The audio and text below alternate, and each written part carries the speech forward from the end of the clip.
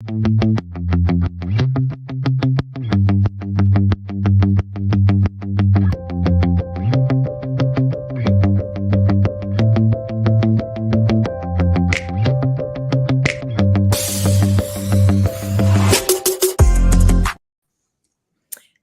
everyone. Welcome back to Keep Indiana Learning.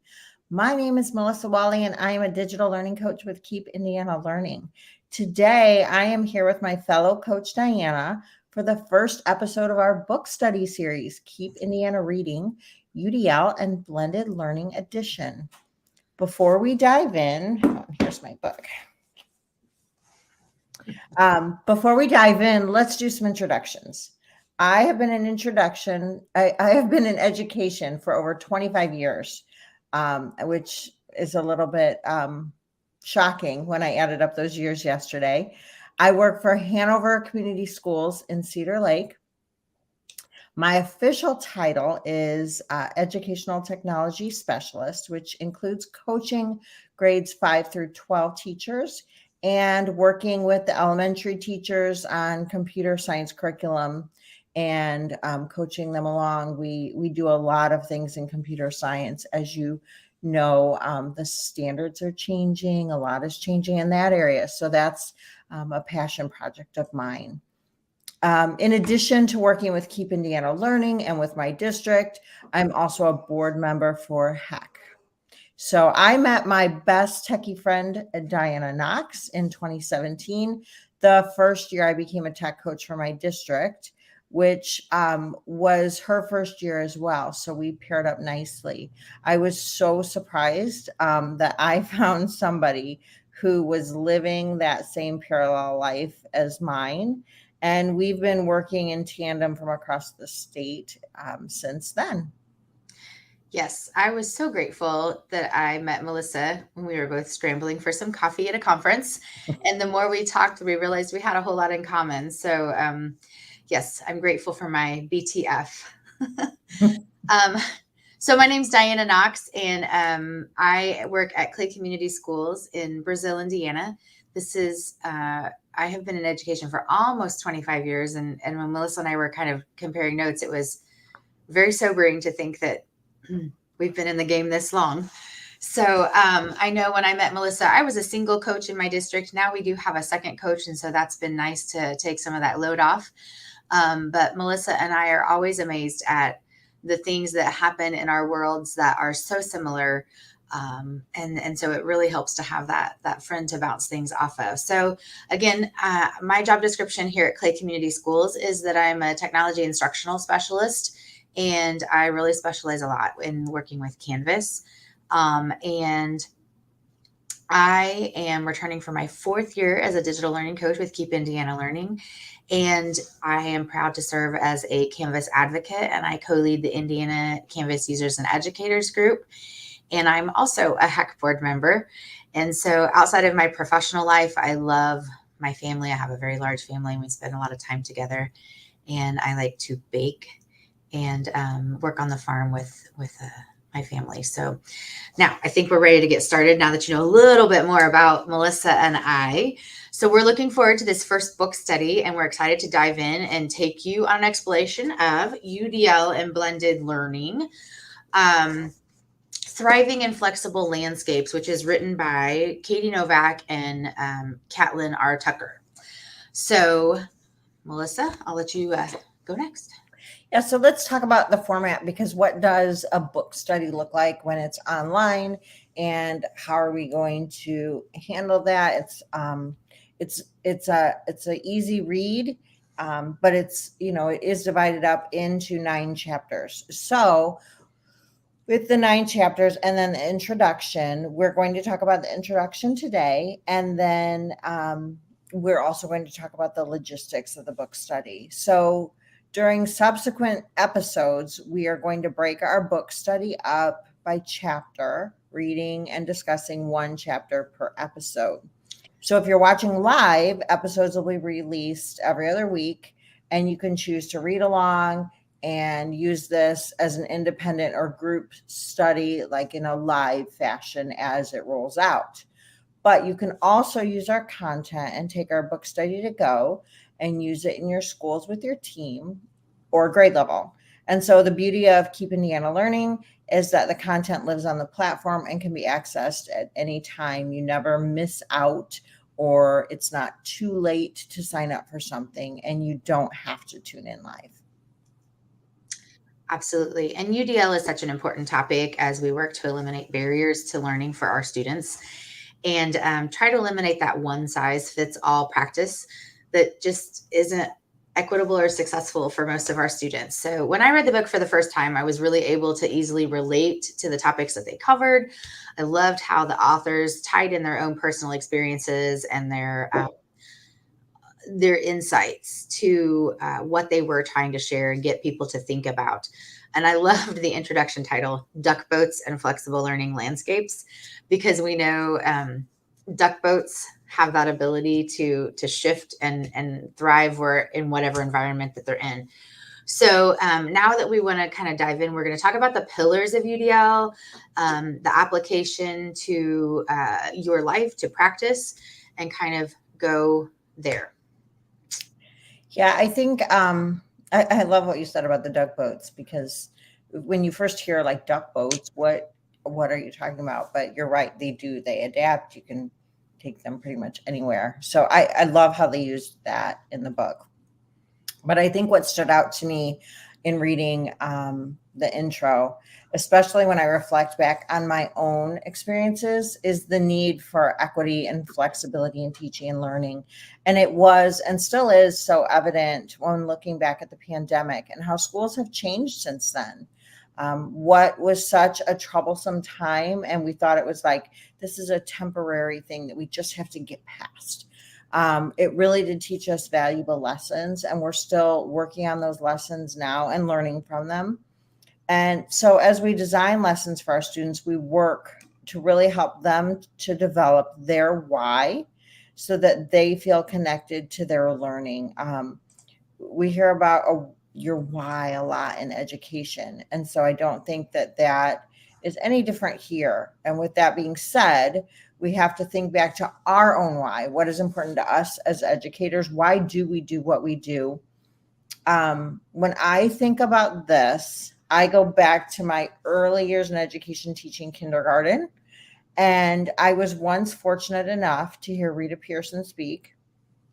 And her words, every child needs a champion, always play in my mind.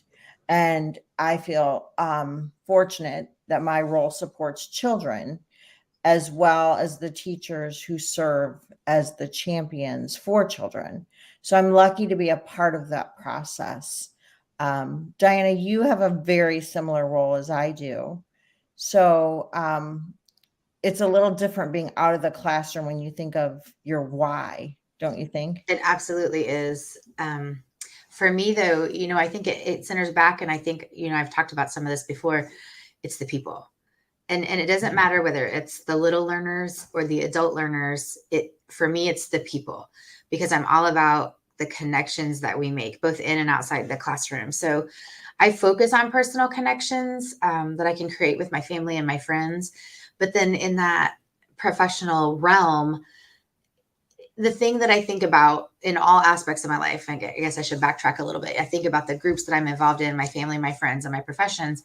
There's a quote that sticks with me, and it is, leave people better than you found them. And that is, to me, very profound, because sometimes we hurt people unintentionally, but at the heart of everything that I try to keep that in mind, like build people up, leave them better than you found them. And I think we should always leave people and places, for that matter, better than we found them. So in my professional path, the people are definitely my why. I want to help them tap into their own skills, their knowledge, help them learn to do something or be someone that they didn't ever think was possible. And when you see that happen, it's so enriching in your life. Yeah. I love that quote. Me too. So in the introduction, the authors discuss how they came into this shared space. They touch on their why. And I think that helps the reader make a connection with the authors, which for me, when I'm reading, when I can have that personal connection to the content that they're sharing, I get more meaning out of it. So it was very interesting to me that for Katie Novak, she was the child of two teachers, but she really didn't intend for education to be her path. But through the course of action, she fell into it and thrived. So there was an opportunity to work on a research project directly with CAST, which is the parent organization that created the UDL framework. And that introduced her to a whole new world of learning and designing learning experiences that help our students become expert learners. And eventually she kind of moved into district leadership, and she would serve ultimately as assistant superintendent. And she always viewed herself as a teacher. And so she still continued in whatever role she was in to design those learning experiences that model the frameworks to be implemented in teachers' classrooms to create some flexible learning. Yeah. And I know I will always view myself as a teacher no matter what. Like I still, whether I'm in the classroom with kids, in a classroom with adults, sometimes in Target, I still am a teacher. Education's at the heart of everything that we Right? think about, isn't it? I think I was a teacher when I was 8 years old.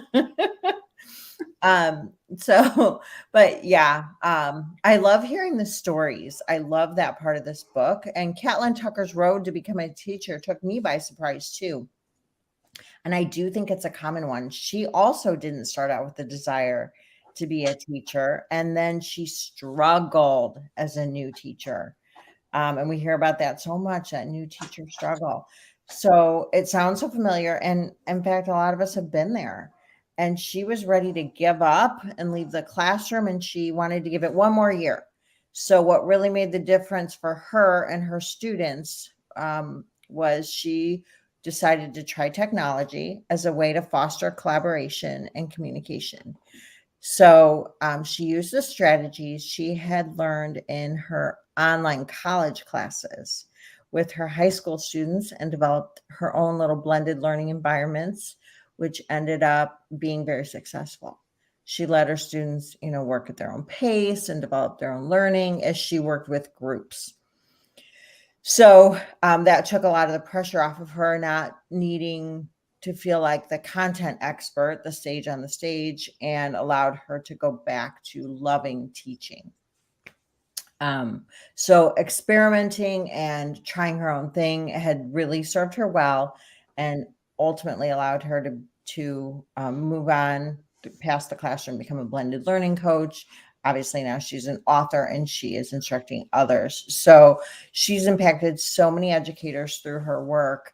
And I just think about, like, what if she had just given up? But she didn't. She persevered, and here we are. So I'm so happy that she stayed in the classroom. It really did help so many. So at the end of the introduction, there's a section called Know Better, Do Better. And this is something I always think of. I always think about that quote in my mind, and I have for years. But I loved this part of the book because that's exactly what Catlin did in her classroom when she first started. Once she knew what worked, there was no turning back. Like, when you know better, you can't go back to your old ways. And I think about that a lot of times in my life, like, different habits or different things that better, do better. We have to operate with this mindset. So thinking back to the pandemic and the quick switch we made to virtual learning, it probably looked much different than the way blended learning environments should look or could look. That's okay. We don't have to compare and go back and say, well, the way our district or my own children's district rolled out blended learning or virtual learning was a disaster. We can't do it that way. That's not the way it works. We all did the very best we could with the time frame, the knowledge, and the resources we had at that time. And we didn't have a whole lot, some of us. So know better, do better. We don't have to focus on what happened then, what we did, or what we do imperfectly. So we can focus on what we can change. And even the smallest change in the right direction is important. Know better, do better. Absolutely. I think that as a coach, that drives my practice, because when I first came into this role, didn't know, and I didn't know what I didn't know.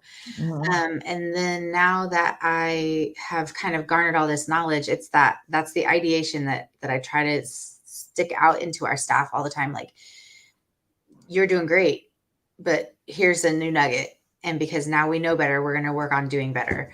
Mhm. I think you hit it perfectly. We did what we had to do during the pandemic, but there's a lot that we can hold on to.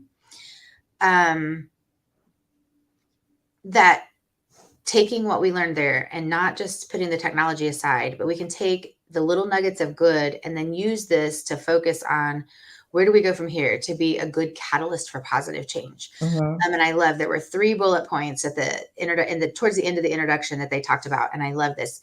We need to shift from breadth to depth of knowledge, and from minutia to meaning. And I think a lot of times we have students in our classroom, and it's compulsory in America to be in school, but we need to help our students find their why and that meaning, helping them find that meaning. Why do they need to learn things? Why do they need to learn this? How is it going to help them down the line? So though that little bullet point stuck with me, recognizing that relationships and connection matter more than curriculum and standardized tests. That one could be a sticking point for some people to focus, that you got to have that demonstration of knowledge, but it's all about who we teach and how they learn and the trauma that they bring with them and how we have to help them learn even with those circumstances. And then understanding that students learn in their own unique way. One size fits all approach fails the majority of the students. And I think Melissa and I are both kind of on the verge of chuckling because we had a friend one time that said, one size fits all clothing. Who thought that was a good idea? And same thing think about how awkwardly some things fit that are one size fits all clothing. The same can apply to education. So I think if we can use this book and the thought processes that you have to explore these frameworks of UDL and reimagine learning to better serve all of our students, that's going to put us in a great place. So I think this is a perfect starting point, or if you need a rejuvenation in your process, I think this book to me is a great starting point. Yeah, and I really do. I need an image for that one size fits all clothing. Who thought this was a good idea? The pandemic really did provide the impetus for the need for flexible learning. It showed us, it really shone that light. And our need for flexible learning itself, all of that continues to change and evolve continuously, and it will continue.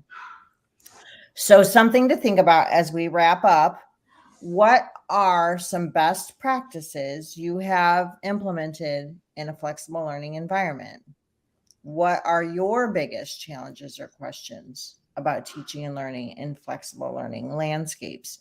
So that's kind of what we're leaving you with at the end of this first episode, kind of to ponder on and think about, just keep that in mind. And with that, we really hope that you will be joining us for our book study. As a reminder, we will be reading UDL and Blended Learning by Katie Novak and Catlin Tucker. The book is available on Amazon or at your local bookstore where you normally purchase books. Chapter 1's episode will air in 2 weeks if you are joining us live. Thank you for joining and have a wonderful day.